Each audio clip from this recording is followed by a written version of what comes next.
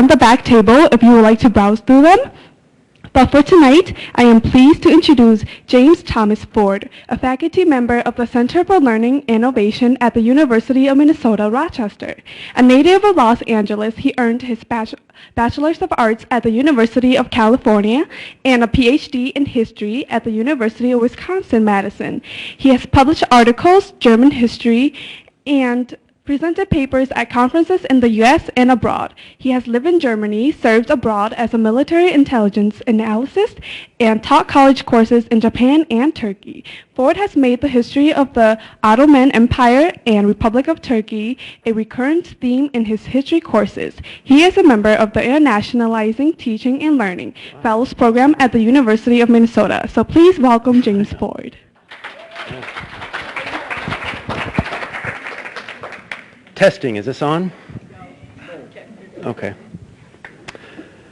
Faster than the speed of light, more powerful than a locomotive, able to leap tall buildings in a single bound.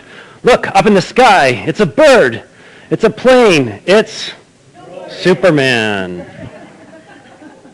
Superman, and it looks like Superman, in this instance, is fighting the Nazis and the Japanese during World War II. That's my opening metaphor.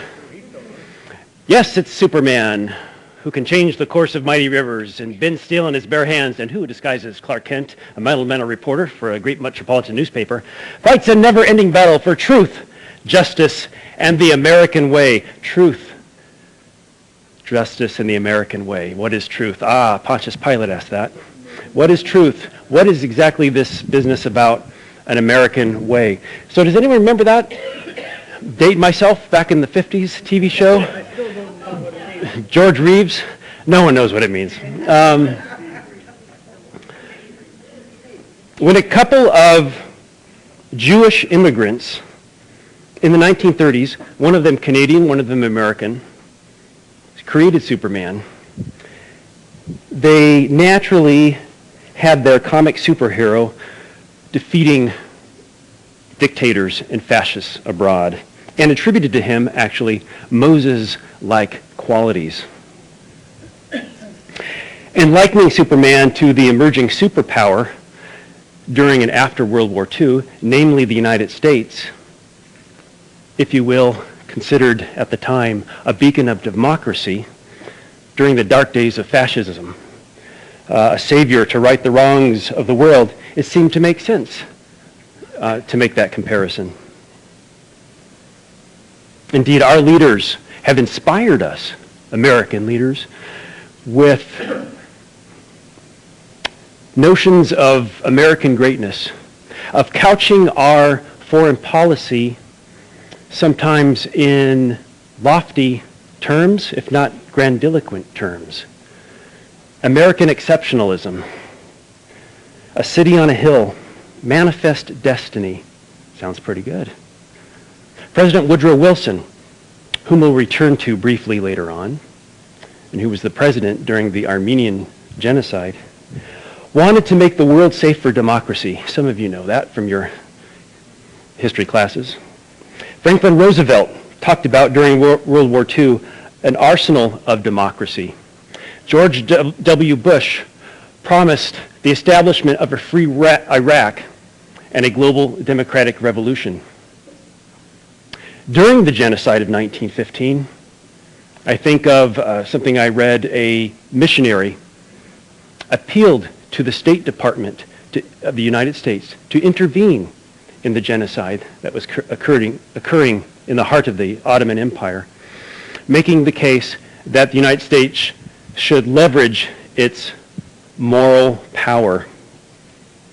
What I want to do in the next hour plus is to provide you a context for U.S. responses to genocide in the last, 100 years. That in and of itself, I should think, you be the judge, is fascinating and important topic. But I also want to do that to provide further context to understand the U.S. government's response, reaction, attitude towards the Armenian Genocide that occurred 100 years ago. We're still amidst the 100th anniversary. It started in 1915 and continued on for some years, although most of the worst killings in terms of numbers occurred in the year 1915. So what happens when the United States weighs in on genocide, which is part of my title? And I mean that in a past tense. What happens after the United States has weighed in on genocide in the past? But also in a future sense. What happens when the United States will, perhaps at some point, weigh in on another genocide? What's the occasion for this talk? Twofold. One, the UMR Connects series this month has to do with, I think the theme is the rights of the individual versus the common good. I'm sort of tweaking that a little bit and having us extend our gaze beyond our own shores a little bit. And this theme is more of looking at what's been called two streaks in U.S. foreign policy, if you will. One is a humanitarian streak, and the other one is based on realpolitik, the politics of reality. The one is about moral principle and ethics, and what can you do for your fellow human beings who are suffering. The other one is devoid of moral principles such as this, but is based rather on material and military national interests. So we'll be looking at that. The other occasion for this talk is on Sunday, April 24, is an important date. I know some of you in this room, that date is part of your DNA. For others of you, you know of it. And for some of you, you don't know the importance of it at all. And that's fine. This is a public talk, and part of what I want to do is provide some background before I get to the main topic about the U.S. response and reaction to genocides abroad, and specifically the issue over the Armenian Genocide. So, ladies and gentlemen of the jury, we're looking at political issues. We'll be covering and looking at some U.S. presidents, some secretaries of state, some ambassadors, some senators, some representatives in the House, and so on. And so I ask that you perhaps try to put aside your partisan views and your ideological commitments as best you can. Difficult in this political season, this electoral year. And try to look at U.S. history with a different set of eyes. Perhaps with the eyes of a victim or victims of genocide and their descendants. And when you do that, you see things a little differently, perhaps. You see a U.S. government more monolithically rather than it's about Democrats versus Republicans. I think that's important. But like I said, easier said than done to be objective.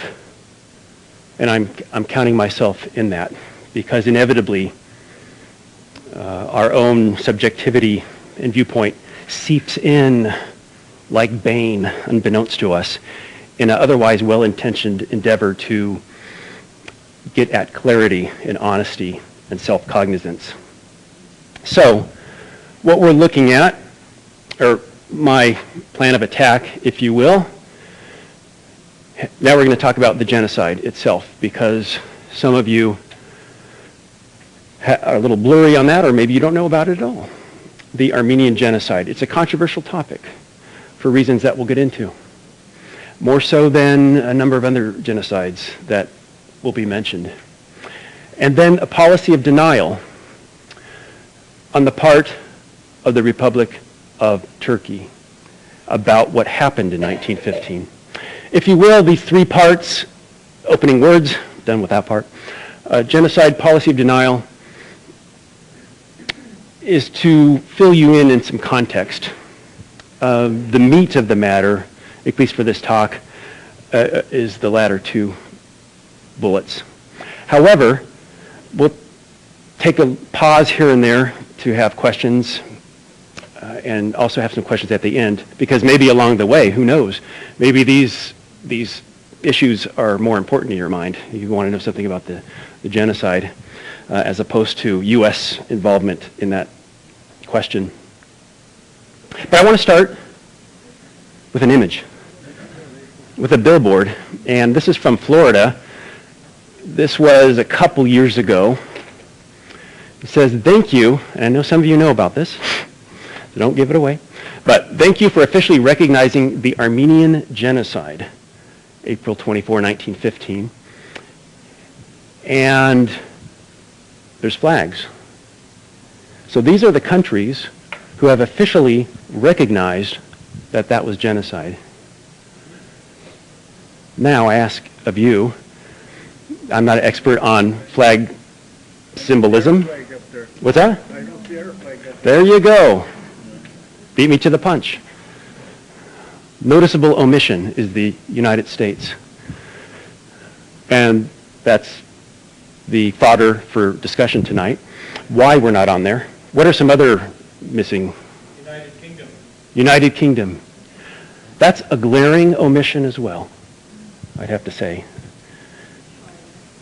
China. Japan, which is a strong ally of the United States. Sometimes these things are connected. But UK and US speak loudly among the other 170 nations of the world.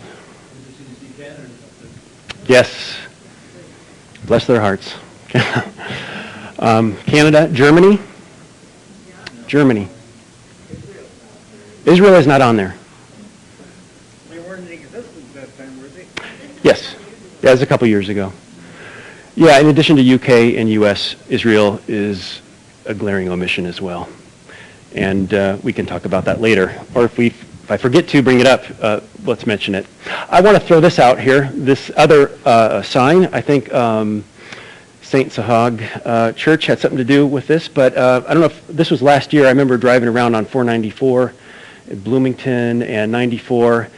I think there was one on the 52 just coming out of St. Paul, but a commemoration of the 100th anniversary, which was last year, of the Armenian Genocide. So, I'm starting with this image to get us thinking about why are some countries not recognizing it, specifically the United States, though. But what we need to do is clarify what genocide is, if we're going to be talking about this, and to say that what happened in 1915 fits the criteria. Well, some of you might know this story, some of you might not.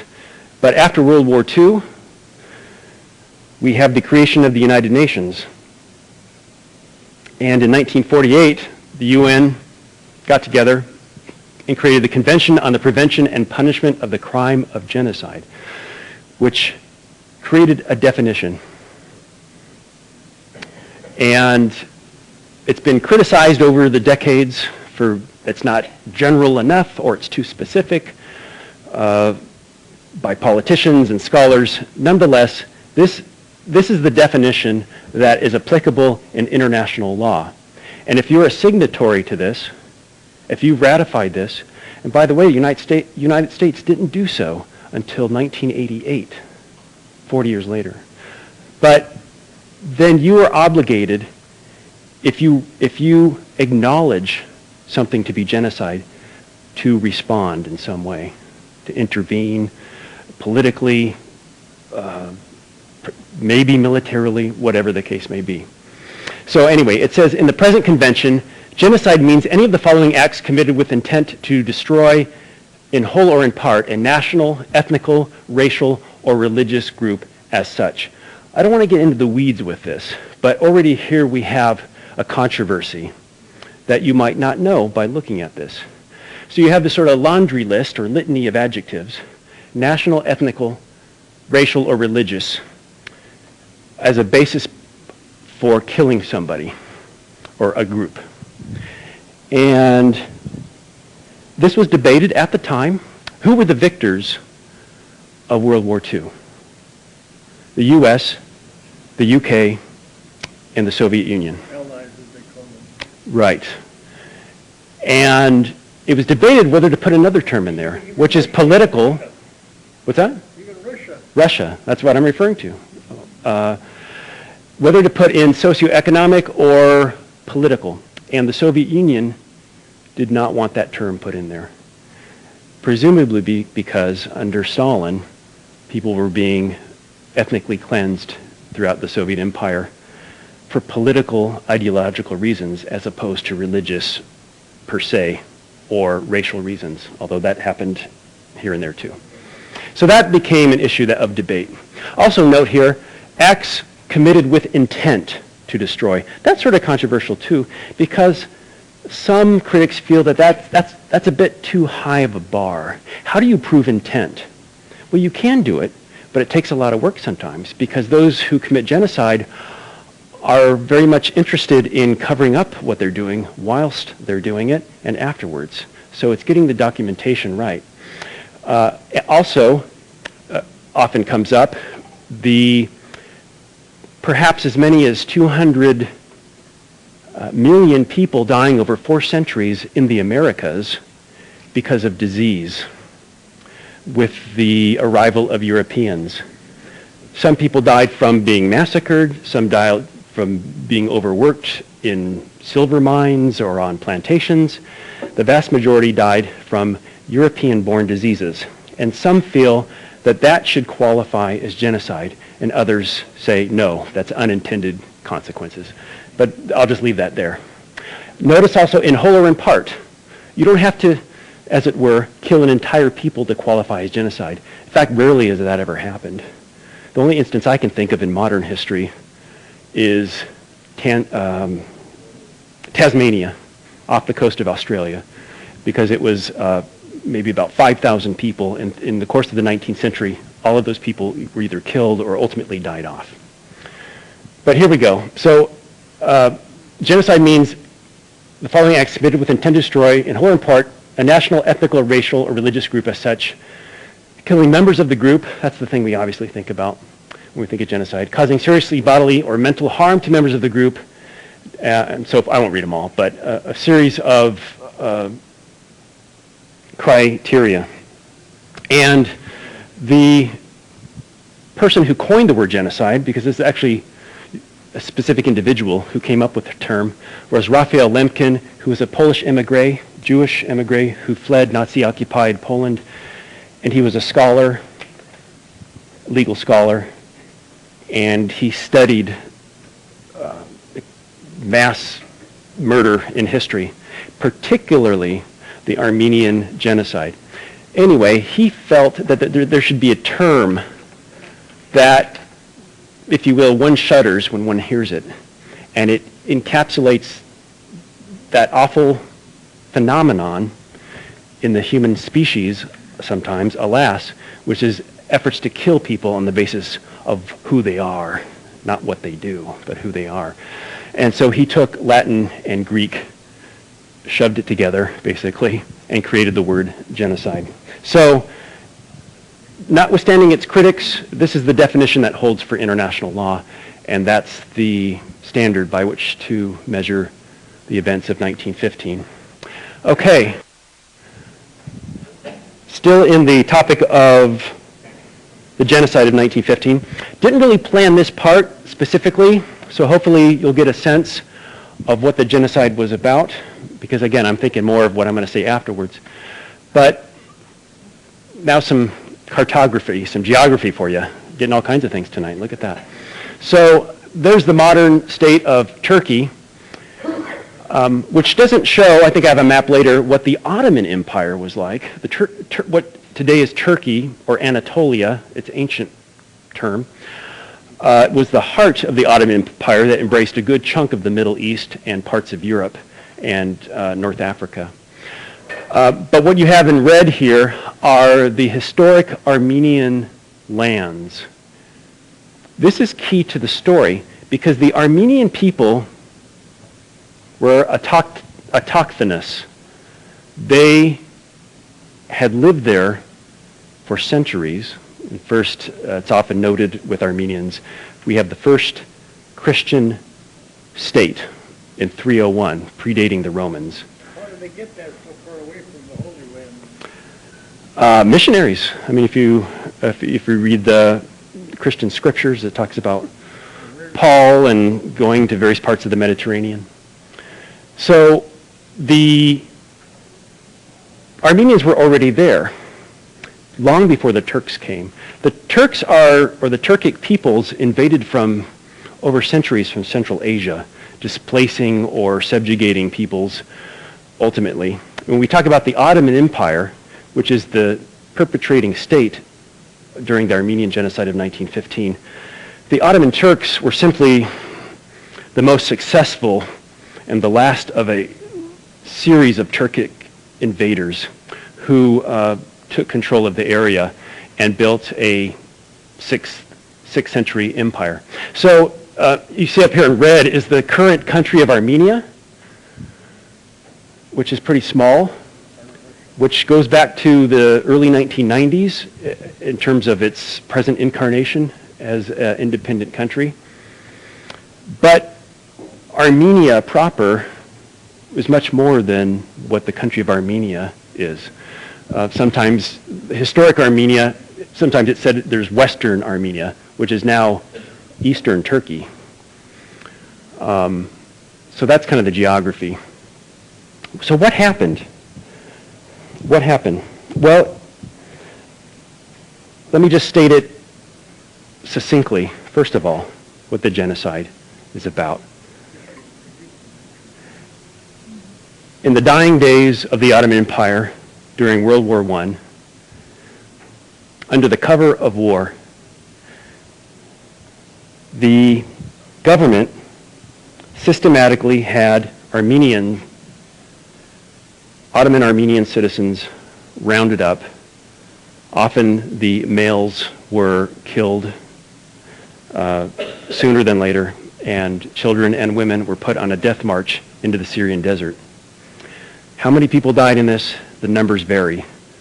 But general consensus among historic scholarship, among German, Armenian, Turkish, American, British historians, French historians, these are the ones I know, would say about 1.5 million. Sometimes it goes a little higher, sometimes it goes a little lower. And why did they do it? Why did they do this? And there's a number of reasons given. I think you can't just pick one, but you have to know something about the Ottoman Empire. It was a multicultural empire where non-Turks could thrive to a certain extent. If you're a Jew or you're a Greek or you're an Armenian, for example. But there were inequities if you weren't a Muslim. And you had to pay extra tax, and you were subject to all kinds of discrimination. But if you behaved, as it were, you could do okay. You could survive. But in the latter part of the 19th century, the Ottoman Empire was dealing with loss of its territorial integrity. Various European powers were starting, if you will, eating away at parts of the Ottoman Empire. You would have peoples in the Ottoman Empire clamor for independence or autonomy, especially if there are people that can appeal to a country outside of the Ottoman Empire that they have ethnic ties to. So, for example, Greek citizens of the Ottoman Empire would appeal to help from Greece. The Austrian Empire was concerned about the Christian minorities in the Ottoman Empire. At any rate, This map shows that in the colors, the once mighty Ottoman Empire had been declining in size. So there was a fear on the part of the Sultan, which was the emperor of the Ottoman Empire, that more and more land would be lost and wealth and so forth. So, and I'm kind of be a little bit reductive on this for time, but therefore there were efforts to suppress this minority, keep them in check. And when we talk about the genocide of 1915, that was the end result of a series of other genocides in the 1890s. It's estimated that 200,000 Armenians were slaughtered. In 1909, another 20,000 or so. So these are pre-genocides to the 1915 genocide, if you will. So one of the reasons is when we get to World War I, when the Ottoman Empire fights in World War I and allies itself with Germany, on the one hand, the Ottomans want to make sure that there's not many Armenians around, disproportionate to Turks in any given region, or in greater proportion, which could come back to haunt them, that maybe outside powers would work with these Armenian populations, especially in what were called the so-called Armenian provinces in the eastern part of Anatolia, meaning mostly in eastern Anatolia, as it's called here, provinces that were predominantly populated by Armenians. So that was the focus area, to kind of reduce those populations. And remember that Armenians, if you will, are a little different than some of the other minorities in the empire, in that this is their homeland and always has been. So if, and this is maybe sort of the thinking of the Ottomans, if the Armenians are going to clamor for national autonomy, they are asking for something that is directly at the heart of the Ottoman Empire, right in the middle.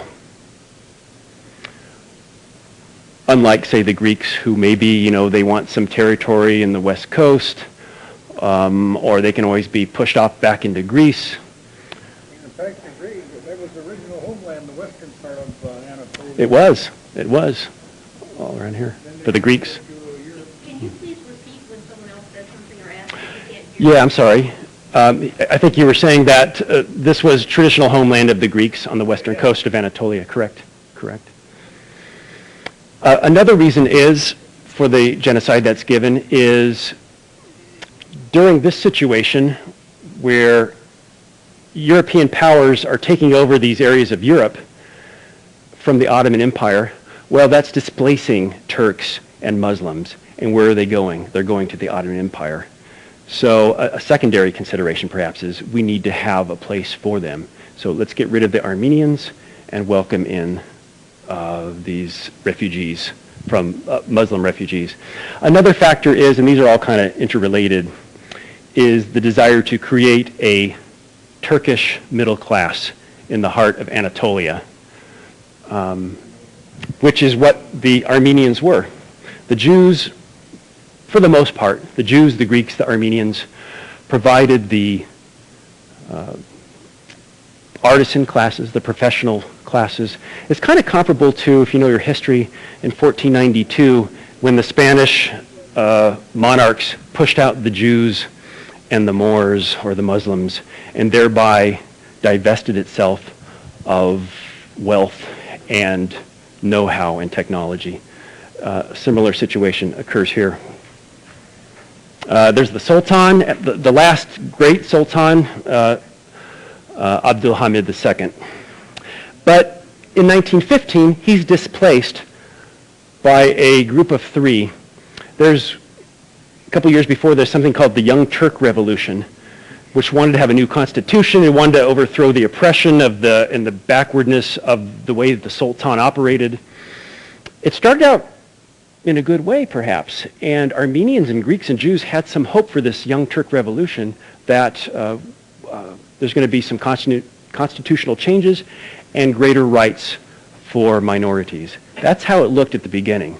But increasingly over time, the Young Turk Revolution, especially with the creation of the Committee of Union and Progress, which is a particular institution that actually predated the Young Turk Revolution, but with that, it increasingly became Turkish nationalism, which ultimately turned into Turkey for the Turks. Yes? At the beginning, Young Turks wasn't young ethnic. It wasn't related to ethnic. It was related to the people of the Turkish place. And so the Greeks and the Armenians and the minorities were as much a part of that as the Turks at the beginning. It was very multi-ethnic. Yeah. Or ethnicity wasn't an element, Absolutely. a major element of it. Right. So that's where some of the activism at the beginning Yeah. sprung from. Yeah. And then it gradually... I mean, think of it as the Young Ottoman movement. There was actually a separate Young Ottoman movement, but think of this as the Young Ottomans, because that Turk word can throw it off a little bit, because it was... We think of it as today's Turkey, but it had a somewhat Yes. different meaning. Had more of a cosmopolitan, multicultural meaning for other groups. But I was just going to point out, I think really in 1908 is when really you get the Turkish, not 1915. Yeah, no, it was a few years before. So 1908, we have the Young Turk Revolution, and I think it's about 1909 where the Sultan is displaced. And certainly by about 1913, you have the emergence of these three individuals who form a triumvirate. Who are they? Pasha is a title of honor. It's not their last name, so they're not related. The three Pashas. Talat Pasha, who was the Minister of the Interior, probably the one most responsible, if you had to pick one of the three for the genocide. Jamal Pasha, Minister of the Marine or Navy, and Enver Pasha, Minister of War, who really was the one that engineered Ottoman Empire siding with Germany in World War I. And of course, both of these empires get the raw end of that deal at the end of the war. Did they change it, put the alphabet more like the Roman alphabet, like we had? Yes, you get a little ahead of the story, but after the fall of the Ottoman Empire, out of the ashes comes the Republic of Turkey, and significant changes occur. I'll say something a little bit about that, not too much, just sake of time, but when I get to Mustafa Kemal. So here's a nice visual on the killing sites.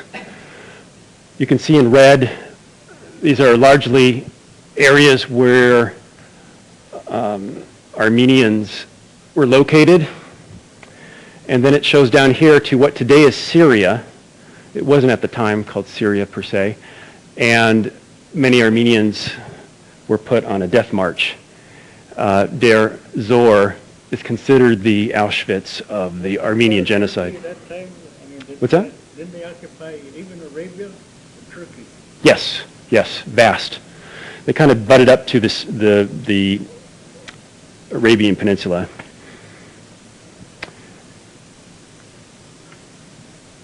So horrific.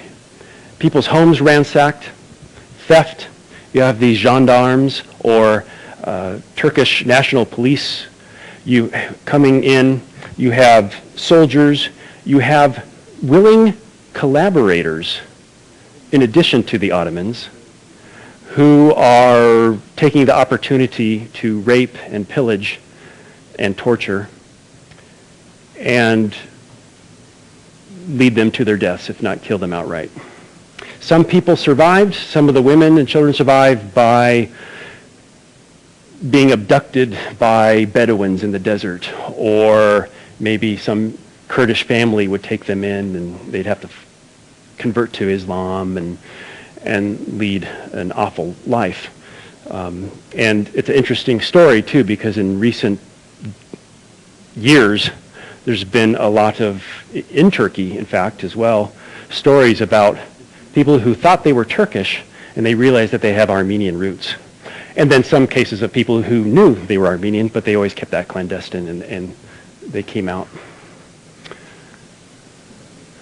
The evidence is overwhelming, and I'm not here to vindicate the truth of the genocide.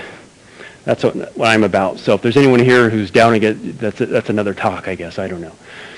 But it is overwhelming, the evidence. And I'd like to point out some of the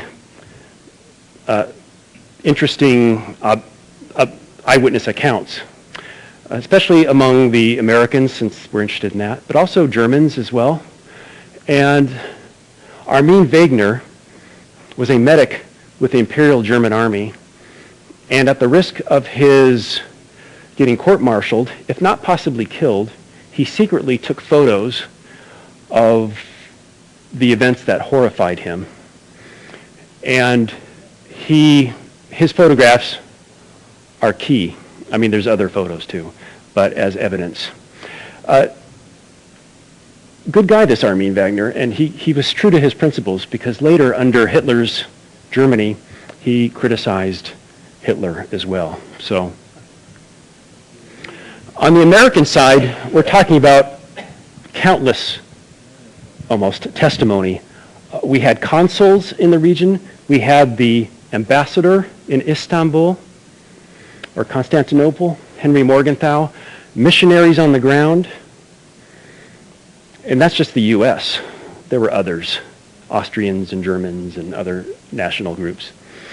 But this is probably the most famous, if I can just finish this part. This is probably the most telling eyewitness account, because Henry Morgenthau, interesting, he was U.S. ambassador to Ottoman Empire, handpicked by President Woodrow Wilson. They were good friends.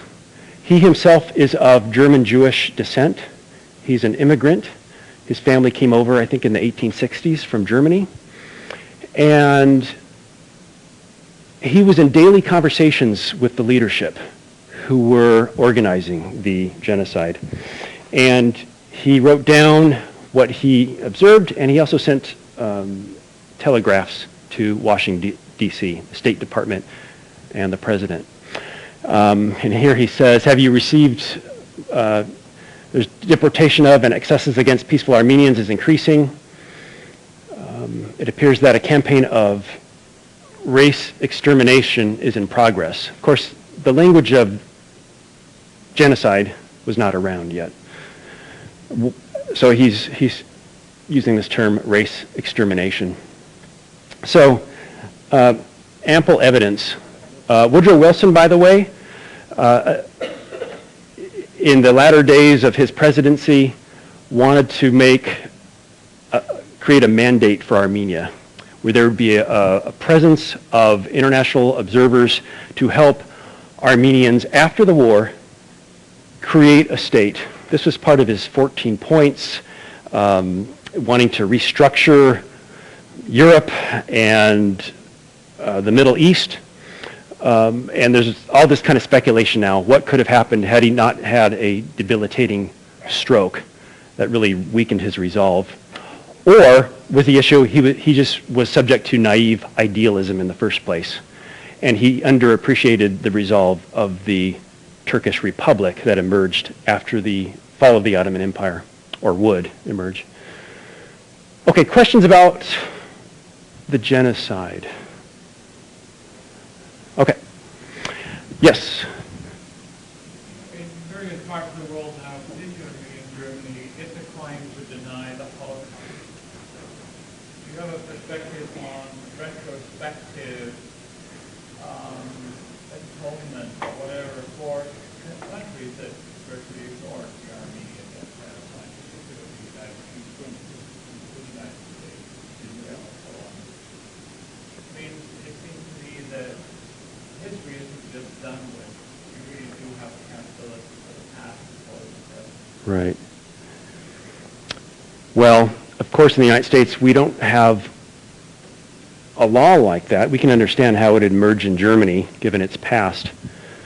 That would be a little problematic here with our notions of free speech, perhaps. Yes, sure. But Which I'll probably say a little more about that shortly. Yes. What question did he ask? I couldn't hear.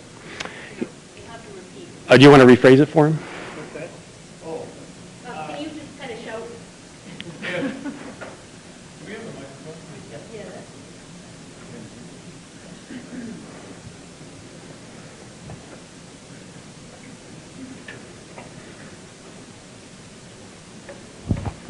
Sure, how about your microphone either? Oh, is it? Yours would be up a lot higher. Okay. I don't know. Okay, rephrasing my question and condensing it. I was just referring to the fact that in Germany it's a crime to deny the Holocaust. In light of something like that, to what extent, and I think on a global scale, can we go back and hold those countries accountable that were in denial of the Armenian genocide? Is it still low? Okay, maybe if I do this the whole time. I don't know. By those other countries, so you mean countries, obviously not Turkey, but other countries who have denied it?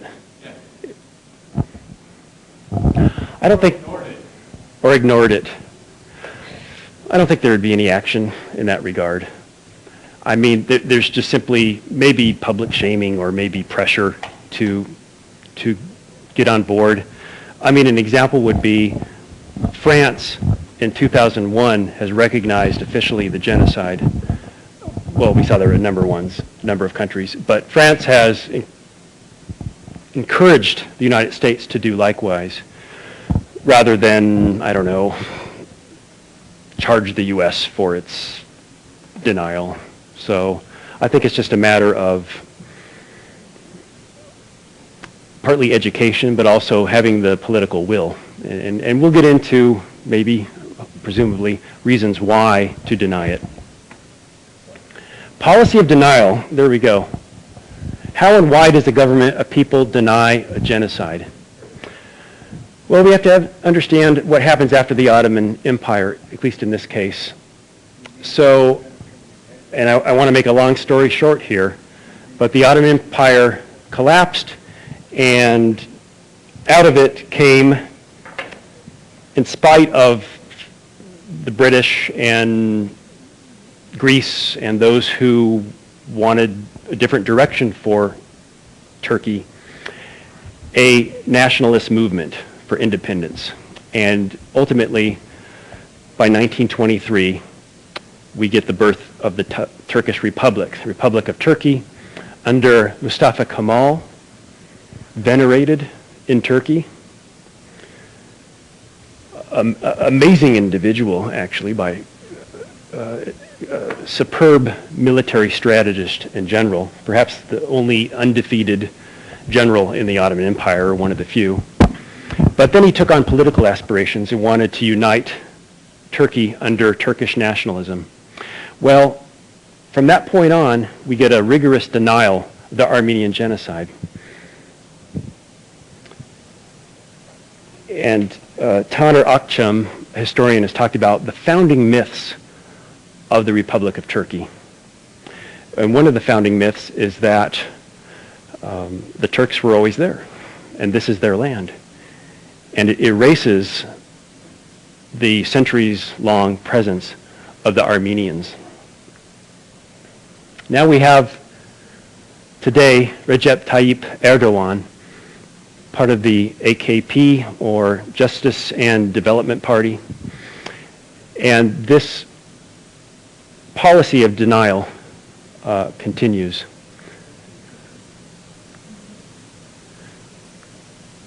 It's a rigorous denial. In fact, I think that every country that commits genocide denies it.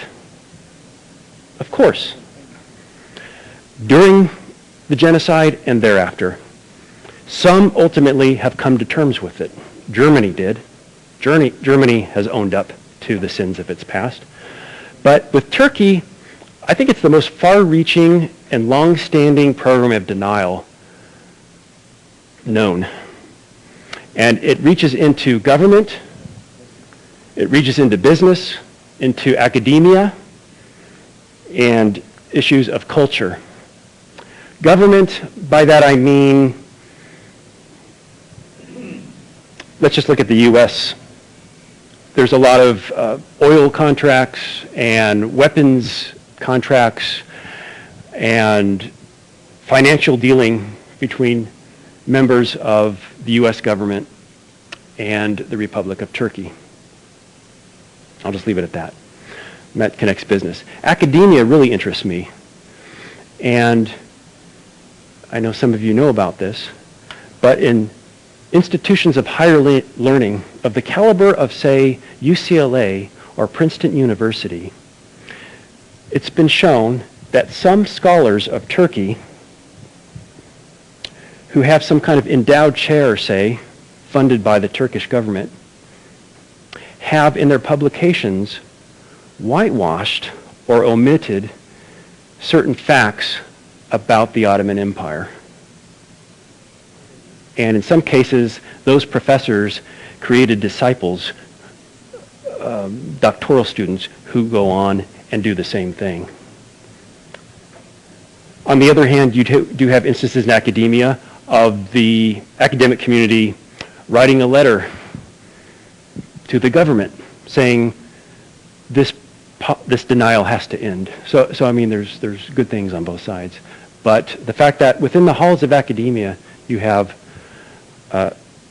denial and complicity with the Turkish government is appalling. Could say more about it, but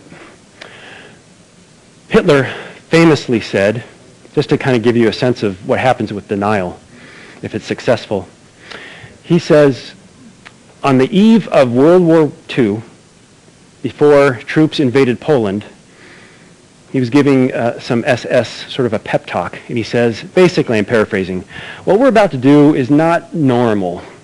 It's not conventional warfare. It's basically a war of annihilation, not simply you take territory and then you're cool with that. No, this is going to be more than that. But he says, for example, who remembers Genghis Khan as some horrific genocidal killer? That's not the language you use. No, they look back and they see Genghis Khan as some world leader who created this incredibly massive, impressive empire throughout Europe and the Middle East. Likewise, that's how history will see us. And then he concluded by saying, who after all speaks today of the annihilation of the Armenians? That was his takeaway from the denial on the part of the Turkish government, successful, and its willing collaborators who were going along with it. So another consequence, of course, of the genocide is you have the Armenian diaspora. Just like you have Jewish diaspora, you have the Rwandan diaspora, you have the dispersion of peoples who have suffered some kind of tragic event. And so we have Armenians worldwide. I think the stats are within the country of Armenia itself, there's about 3 million Armenians. There's about 7 million worldwide Armenians. There's about 1.5 million Armenians in the United States. Most of the Armenian diaspora are located in Russia, which makes sense because Armenia for a long time was a Soviet republic, and in the United States, and in France, other places too, Lebanon and so forth. And then there's about 50,000 Armenians living in the Republic of Turkey. There was perhaps as much as 2 million or maybe more during the days of the Ottoman Empire, but now there's 50,000. And most of those 50,000 live in the city of Istanbul, once known as Constantinople, just to give you a sense. But there's hope, okay? There's hope. I believe that ultimately there will be recognition of the genocide. And I'm not necessarily an optimistic person. I'm a realistic person. But ultimately the U.S. will recognize it. I can't tell you when. And I think someday, at least more than it has, Turkey is going to be forced to make some decisions. How long will that be? But some of you might know about this. Last year, not just last year, but certainly last year was significant, the 100th anniversary. We have the Pope weigh in. We have celebrities and musicians, some of which are Armenian, We have television shows dealing with it. We have politicians. I think of my native state of California, which is Armenian Diaspora Central. And some of the governors there, one of which was an Armenian governor, but also Arnold Schwarzenegger and so forth, who, because of their constituency, have made the Armenian Genocide an issue. It gets better. There are members of the Turkish diaspora, I think of mostly in the United States and Germany, who are wanting recognition that the genocide occurred. And here's some of them. Cem Özdemir, up in the upper right, German politician. Fatih Akin, German-Turkish filmmaker who recently directed a film on the genocide. Taner Acem, who is no stranger to University of Minnesota Twin Cities. He was a visiting scholar there for quite some time.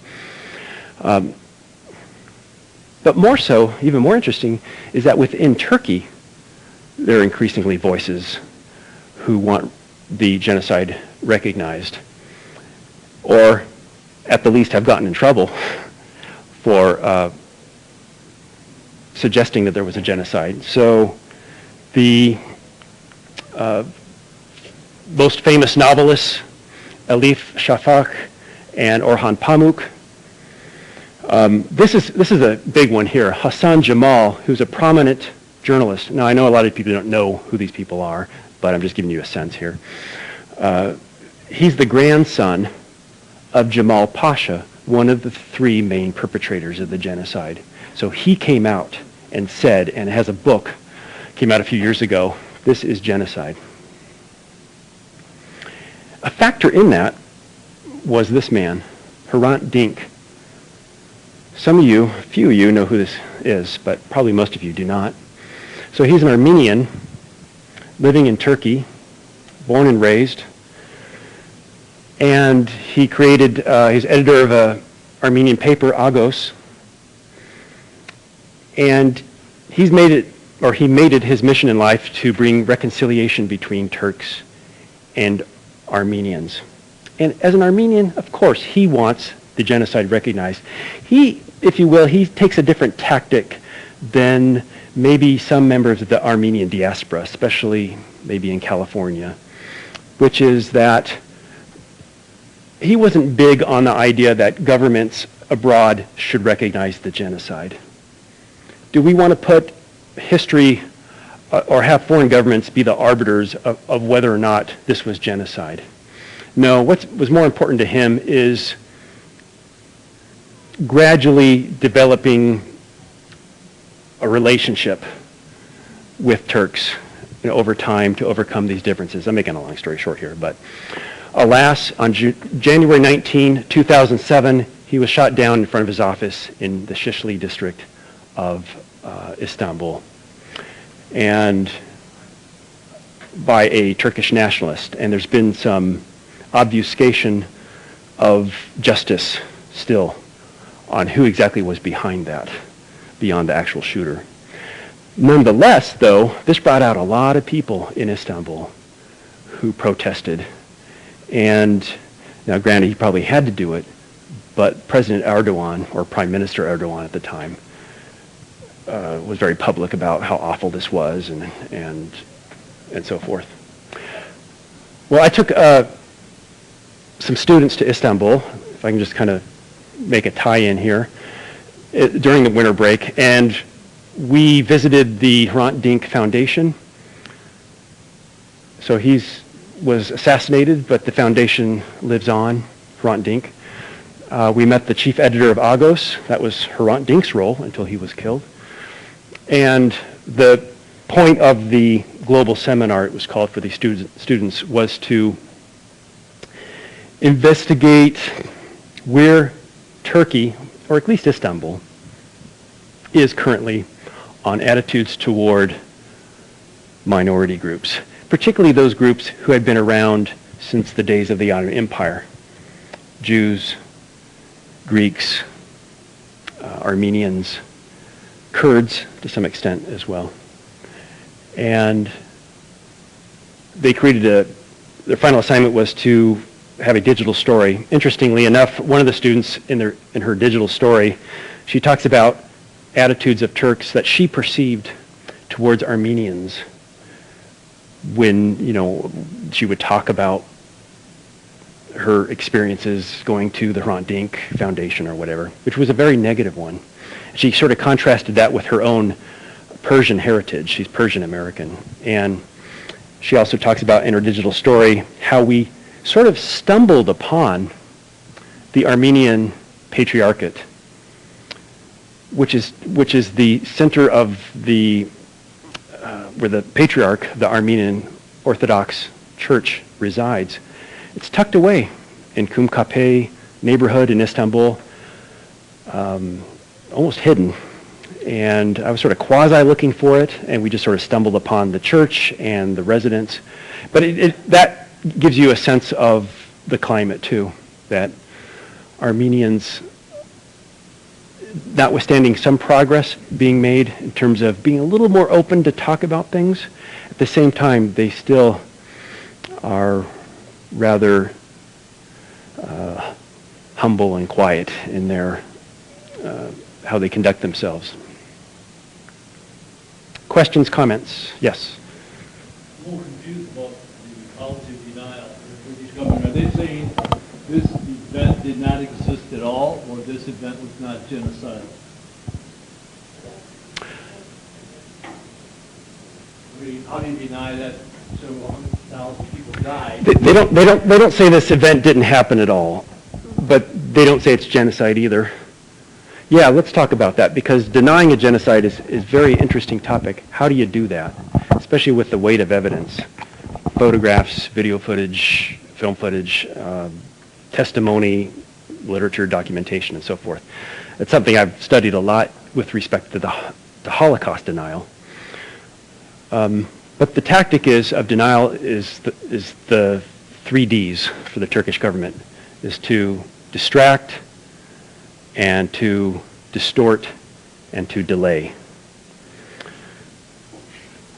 There's variations on a theme here, but basically what the Turkish government says is that they minimize the numbers. Sometimes they go down to 300,000. So they'll concede there were deaths of Armenians. Not 1.5 million, though. Come on, they'll say. 300,000. And how did they die? They died through disease. War is awful. Things happen. But also, they died in war. And a big part of the argument is that the Ottoman Armenians sided with the Russians during World War I.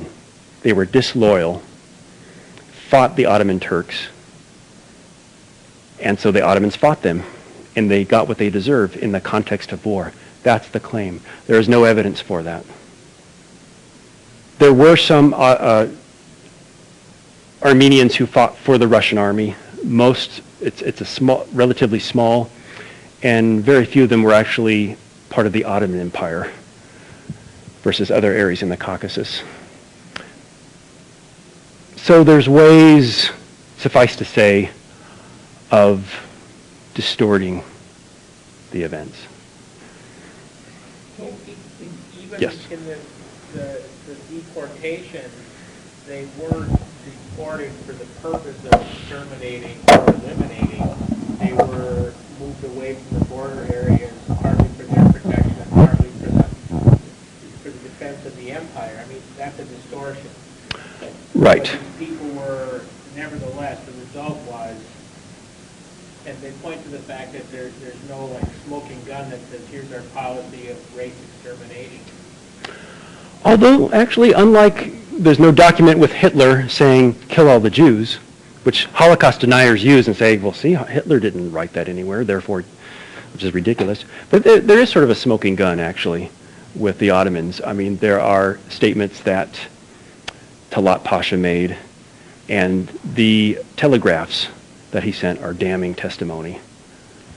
But you also kind of alluded to another issue, which is often pointed out, and rightly so, is that if this is about the war, and the Armenians are fighting with the Russians, then take care of that issue on the border. No, Armenians are being rounded up in Constantinople and in the south, in areas far removed from where the battles are going on. I think one of the things that I'm wondering about, maybe this moves into your next area, but it seems to me Henry Morgenthau was also a part of the Roosevelt administration's reluctance to recognize that the Holocaust was actually happening when they were some people were trying to bring in refugees to the United States, and Morgenthau argued against it. So there's kind of this is interesting, in both cases, Yeah. it's a non-recognition kind of looking the other way Yeah. in both situations. Wait for the mic, okay? Yeah, get the microphone. You want to speak in the microphone? Yeah, Morgenthau, was he the same one that was, what job, the Secretary of State or something? Secretary of Treasury. Treasury, yeah. And Well, let me get to that because that can be confusing. I talked about Henry Morgenthau, who was the U.S. That's ambassador something else. to the Ottoman Empire, but we're also talking about his son, Henry Morgenthau II, who was, no, it's his son, but like his pops, he called a spade, and he wanted the U.S. government to take action and stop the Holocaust, which wasn't a popular idea in the FDR administration. and also, I'll go on, I'm of Greek descent, that's how I know a lot of these things. And it's an interesting history. And the Greeks had an issue with Cyprus, I think you remember, but there's so much of Yeah, that. I mean, I couldn't bring everything in. I can't bring everything in. There's the Cyprus issue too. Yeah. So you mentioned the students met with some, it sounded like maybe reluctance or hesitation on the part of Turkish citizens to really voice any strong opinions about the Armenian Genocide or Armenians in general. Article 301 is still in existence and in effect in Turkey, is it not? Yes. Article 301 is part of the penal code in the Turkish constitution, which has this clause about offending Turkishness is a punishable crime. It's pretty vague, but one way to offend Turkishness is to talk about the Armenian Genocide, and that was the basis on which Orhan Pamuk, the famed novelist, my personal favorite novelist, was charged by the Turkish government back in 2006. So, when the AKP, which is the current ruling party and has been since 2003 in Turkey, came into power, there was some hope. It's kind of like the Young Turk Revolution, remember we were talking about? It looked hopeful. There were Armenians who were part of that movement. And then things took a darker turn. It's kind of a similar thing because, maybe some 14, 15 years ago, there were statements being made that looked promising. Not anymore. And of course, Turkey's a mess for other reasons. It's fighting against the Kurds and ISIS and all that. So, U.S. reaction and response. What did the U.S. know and when did it know it? I think that's something that emerged from the late 80s and the Reagan administration. What could or should it do with this knowledge? Well, maybe the U.S. knows something about a genocide. Does that mean it should do something? These are just sort of questions. Well, one thing I want to throw out to y'all is that we have a history of forming alliances with nasty individuals. Sorry, if you're a Stalin fan, I take that back. Now, we're not unique in that. Every country does it. But we certainly have availed ourselves of that strategy. What is that strategy? It's the enemy of my enemy is my friend. It's been operative in every presidential administration. It's about realpolitik, the politics of reality. In the perfect world, you're the good guy and you help the good guy and you fight the bad guys. Sounds nice. The world is a simple place, however, from the pulpit and the lectern. It doesn't work that way. So sometimes I point this out because people, rightly so, have an issue and problem with that. How could we support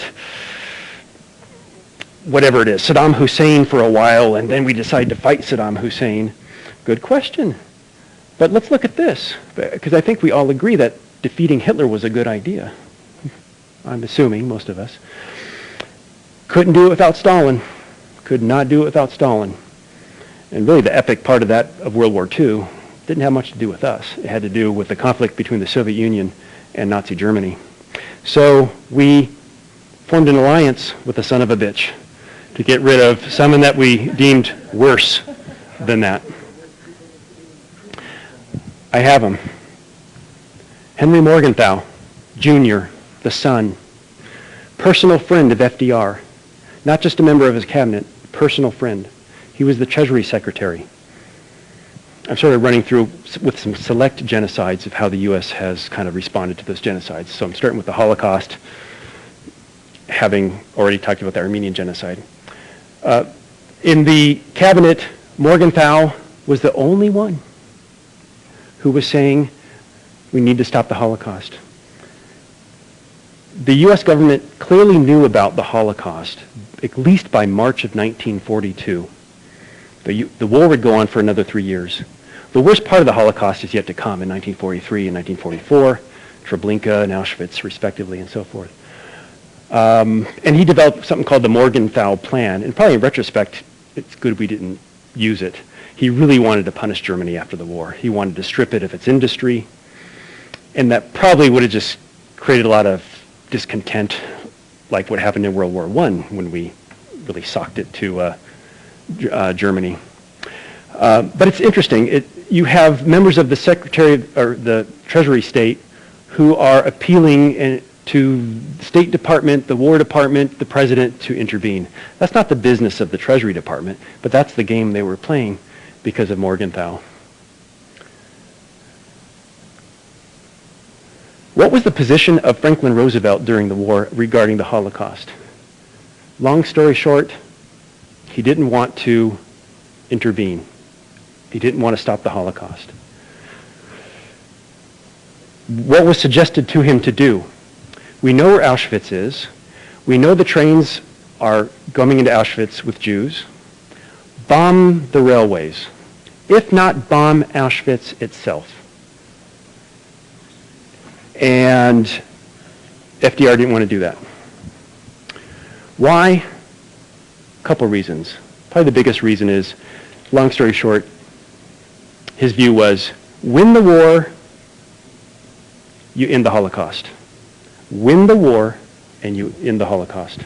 In other words, we can't divert our energy to anything but winning this war.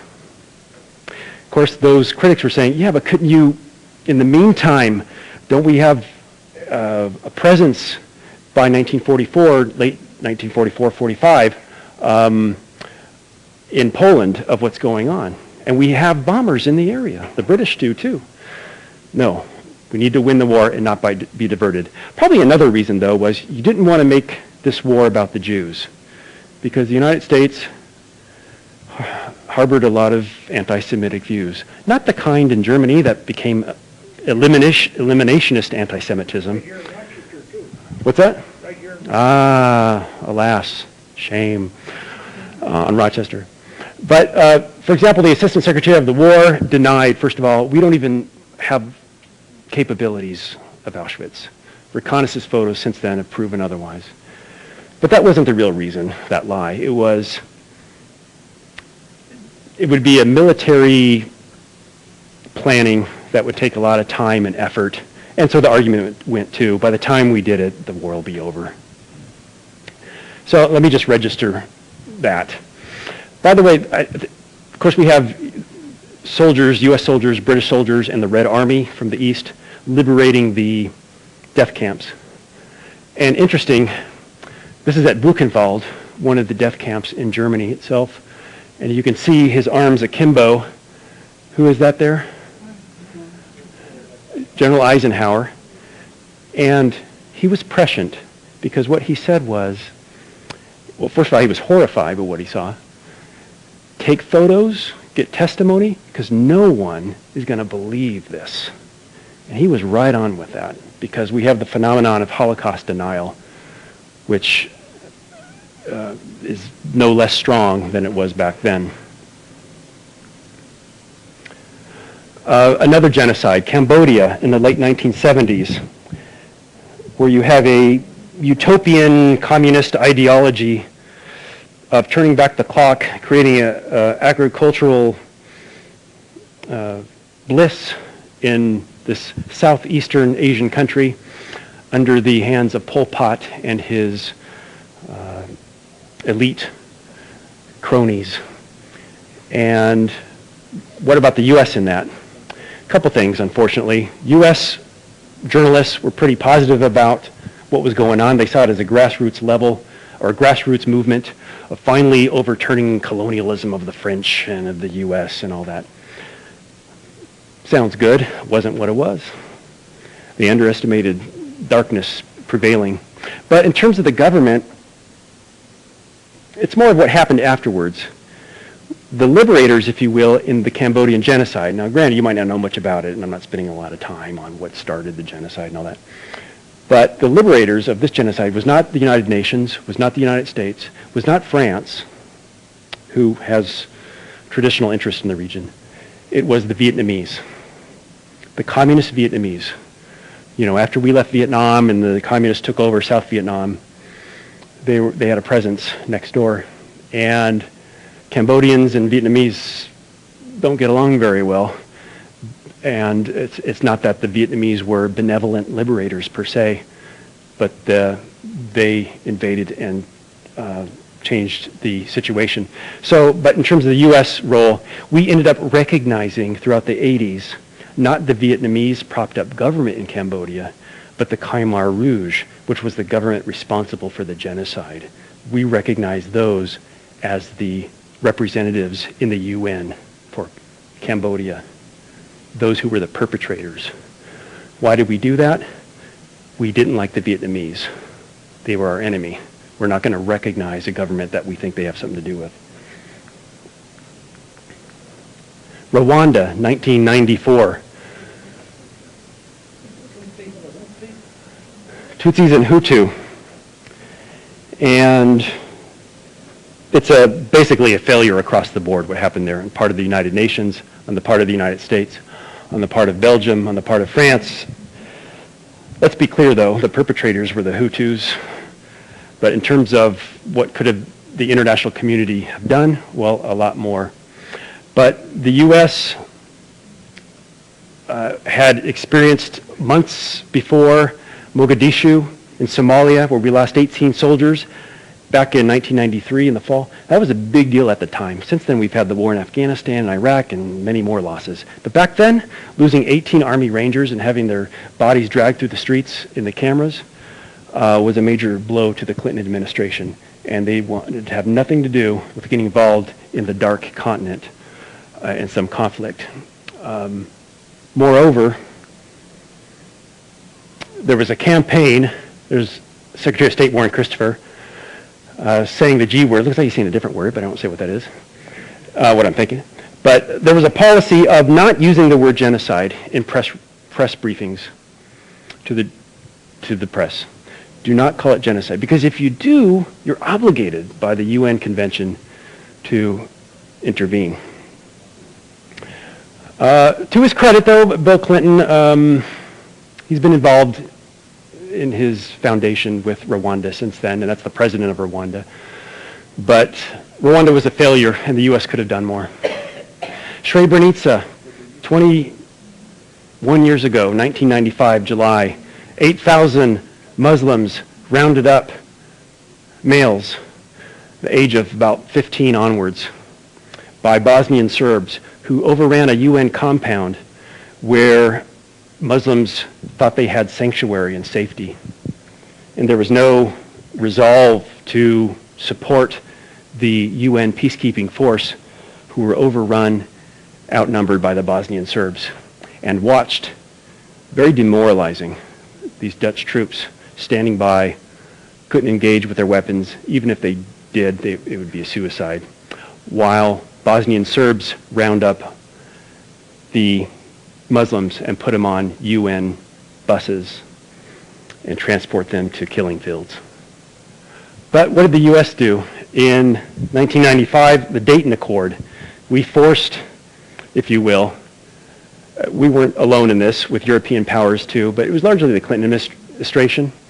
brought together the leaders of Croatia and Bosnia and Serbia to come up with a compromise to end the war, especially after Srebrenica in the summer of that year.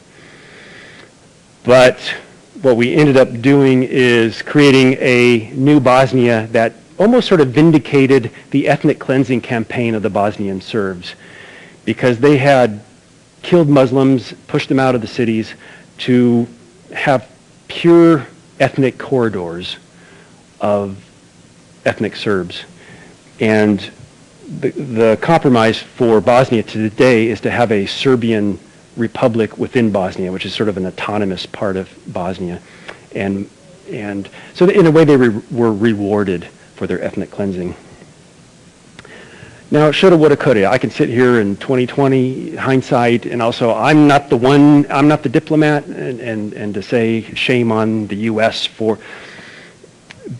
At this point, you make the judgment call on what could have happened. Sudan, Darfur region, 2003 onwards, especially 2003, 2007, genocide on the part of Khartoum, or the capital of Sudan, the Arab government there, against black African peoples in the Darfur region. And it involved death squads. The president, Omar al-Bashir, is the first sitting president to be indicted by the International Criminal Court. He's still the president, but if he leaves and goes to certain countries, he'll be nabbed and indicted. Destruction of villages. But the main thing I wanted to point out was the U.S. in 2004, the first time, declared genocide while it was going on. Secretary of State Colin Powell at the UN said this is genocide. Learning the lessons from the Clinton administration during the Rwanda genocide. That said, nothing really changed though. I mean, the genocide continued for a few more years. But precedent set for the future. And more recently, actually just a month ago, based on a resolution in the House, the State Department has called ISIS atrocities genocide. I think some of you know about ISIS or IS. Naming these crimes is important, says Secretary of State John Kerry, but what is essential is to stop them. That will require unity in this country and within the countries directly involved. More on that. But one thing I want to show you is, here are images of some of the persecuted peoples of ISIS today, which involves Yazidis, involves Assyrian Christians, Shiites, and that's in the Syrian desert and the areas of northern Iraq. Uncanny. Is that close where the Armenians also? Exactly. Yeah. Yeah, and by uncanny I mean these photos are coming from the Armenian Genocide in the same area.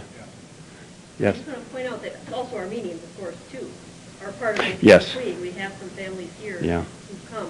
I just want to also point out that actually University of Minnesota, I don't think he's a professor there, but he's a visiting scholar. Anyway, he's at the U. Artyom Tonian in the Twin Cities, who was part of that, traveled to D.C. and testified on behalf of convincing people to declare it a genocide. So I just want to give a credit to a local Nice. person who's done a lot of good Yeah. work there. Minnesota, that's what I'm talking about. Good, thank you. I'll also note this. Christians, Yazidis, and other beleaguered minority groups can find new hope in the leadership of the House. Recognition of the ISIS genocide sets the preconditions for the reintegration of ancient ethnic groups and faith traditions, so forth and so on. Why not mention the Armenians?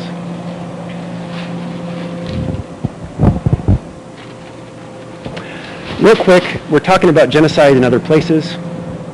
Well, we have skeletons in our own national closet to call a spade, and that might have occurred to some of you as we went along.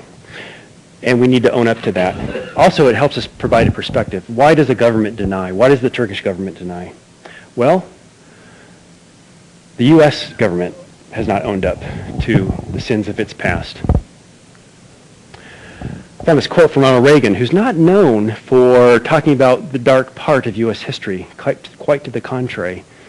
He liked to uplift the great things of being a U.S. citizen. But listen to what he says. Our nation, too, has a legacy of evil with which it must deal. The glory of this land has been its capacity for transcending the moral evils of our past. For example, the long struggle of minority citizens, so forth and so on.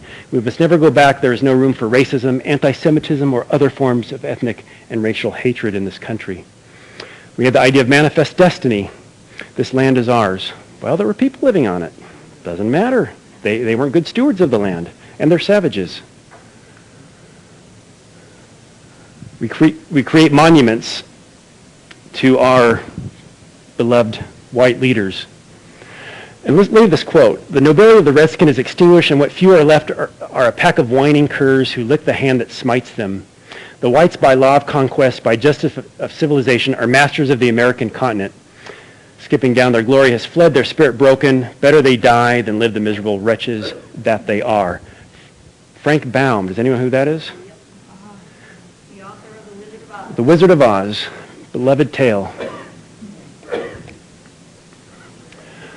I could give instances of crimes committed by the U.S. government and atrocities and genocide. I'll just stick to the Ojibwa in Wisconsin and Minnesota, especially what's called the Wisconsin Trail of Tears or the Sandy Lake Massacre. Well, not the Trail of Tears, but the Wisconsin Trail of Tears. It occurred in 1850, among others. I just use that because that brings it home. Sometimes I talk about how it's difficult to wrap your head around. To what extent am I culpable or responsible for something that happened 100 or 200 years ago? And I'm not necessarily saying that one is culpable or responsible, but you have to acknowledge, right, that we are the recipients and beneficiaries of ethnic cleansing that happened in the days of yore. And sometimes those days of yore aren't so yorick. They're only maybe 50 years ago or so. There you go. Politics of genocide resolution. What's in a name? What doesn't the U.S. government recognize? Why doesn't it recognize the government? Well, I'm going to skip tremendously to the issue at hand. And I'm not picking on President Obama. It's only because he's the current president. What I was going to show how president after president since this has been a particular issue, probably from President Carter onwards, President Reagan, President Bush, President Clinton, President Bush, has been one of not recognizing the genocide.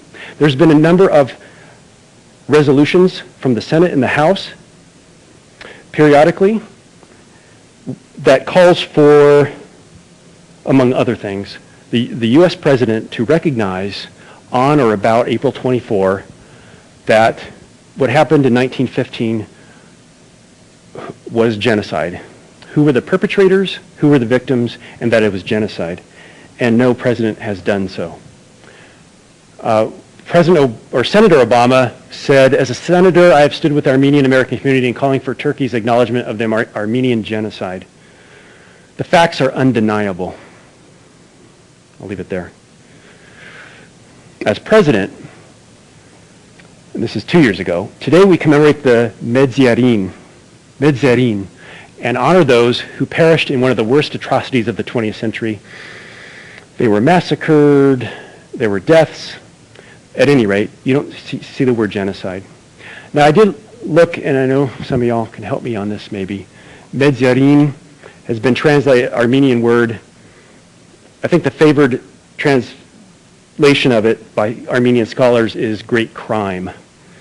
And some would argue in the Armenian scholarly community that actually Obama pretty much did call it. He was using the term of Armenians. Okay. Is that satisfactory though? He doesn't use the word genocide. Yeah. There's something important about using the word genocide. Why? It's recognized in international law, among other things. Again, not I'm not picking on Obama. It's just that I'm updating the story here. He promised that as president, he would declare it a genocide, as you showed on your other Right, slide. right. But that's when he's talking to Armenian constituents. So lastly, I guess, why deny it? Why won't you as presidents call a spade and not an agricultural implement, as one historian has said? Realpolitik. Yes. Turkey is a superpower, regional superpower, has geostrategic importance, especially as we're meddling in the, I shouldn't say meddling, but since we're involved in the Middle East. Incirlik Air Base is a key conduit through which oil and soldiers and weapons from the United States enter the U.S. or enter the Middle East. Even the Iraqi war, they supply a lot of stuff. True. Initially resistant to us, but yes. So for geostrategic purposes, in terms of natural resources and wealth, there's a lot at stake to potentially lose that relationship with a faithful partner, if you will, who was important during the Cold War era as against the Soviet Empire. And the Republic of Turkey was a bulwark, as was Iran before it went a different direction, against the Soviet Union. So do you want to do that? Add to that, though, you have lobbyists in Washington, D.C. So whenever any of these resolutions come up, the Turkish lobbyists and others who have financial interests are involved. I could pick many examples, but one is the Speaker of the House, Dennis Hastert, former Speaker of the House, who was implicated. He has a number of issues that came up in his past. But in terms of the Armenian Genocide, his doing business and therefore defeating, although President Clinton wanted this too, defeating a genocide resolution from getting to the floor of the House. So what do you think about that? I'll leave that question with you. To value this relationship with the Republic of Turkey and think deeply about it. Don't be flippant. There's a lot at stake. Or is there a different path to take? Sir. Well, I think it's important to recognize the truth and frankly state what it is. But sometimes then we stop after we've said something. I want to see what's going to happen the next time that there's something, because it's going to happen again and again. And I want to see how we do. I don't say we have to send in troops, but are we going to act fast to bring people together to deal with something rather than dither for a long period of time before we actually do anything? Yeah. So I think the labeling is important. But sometimes we think after we've labeled something, we've solved the problem, and that's only the beginning, but it's a very important beginning, I don't deny. Right. And that's the slogan, never again. Elie Wiesel and others, never again. Well, it keeps happening again. Well, because our time is out, let me just conclude saying this. Because our government is all over the place on this. This is not a partisan issue. You have Republicans over here, Democrats over here. You have your Henry Morgenthau's, Democrat. You have your Bob Doles, who tirelessly worked for a genocide resolution on the other side of the House. Yeah, what is that picture up there? That's Istanbul, just for backdrop. But imagine yourself a member of the victim group or a descendant thereof. What it's like to have what happened to your family denied. That's continuation of the genocide, if you will. It's sanitation or sanitization of the past.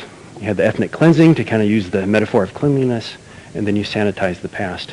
What that means, you need to think about it from, I submit, the victim's perspective before you consider some of the pragmatic issues, and then make your decision.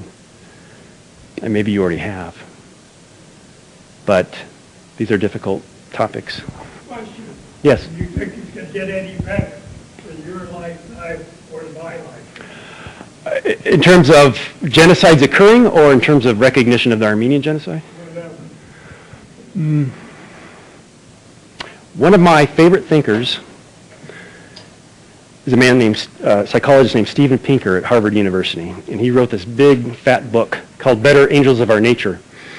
And he argues through use of statistics and various methods of analysis, he argues that actually it is counterintuitive that the human species is gradually becoming less violent as you progress in history. That seems bizarre because he's counting the 20th century onwards in that. What? This century that unleashed 2 world wars and the Holocaust, the Armenian Genocide, and so forth.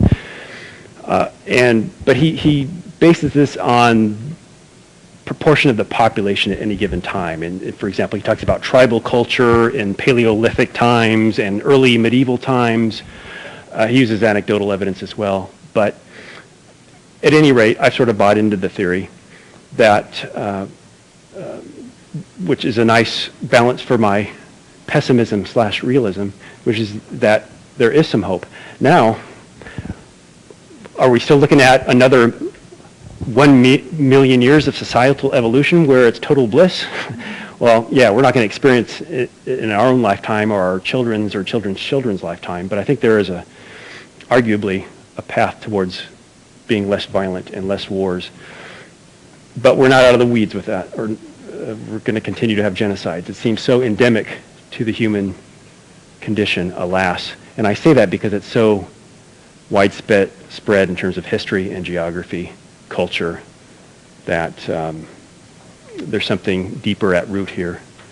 And I submit, too, it's not merely sociology, but it's also biology, perhaps, too. Well,